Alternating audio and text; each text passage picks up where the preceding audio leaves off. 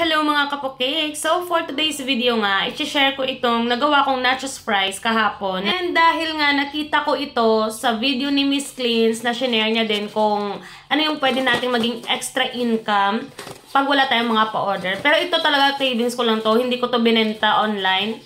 Nagpatakam lang din naman ako. Pero syempre, takam-takam talaga ako dito. Ay, Diyos ko po. Ang sarap talaga niya. Ito yung vegetarian version lang naman. So, first na ginawa ko, naglagay ako ng nachos. Cheese na yung flavor kasi mahilig talaga ako sa cheese.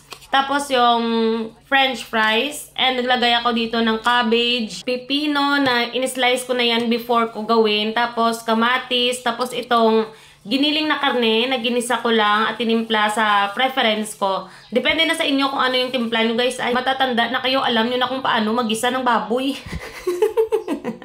Anyway, naglalagay na nga tayo dito ng cheese sauce na homemade din. Tapos, mayonnaise na nabili ko lang din sa Gaisano. Nga parang nanunusok ang mata na naman ng kahira. Eh, Diyos ko.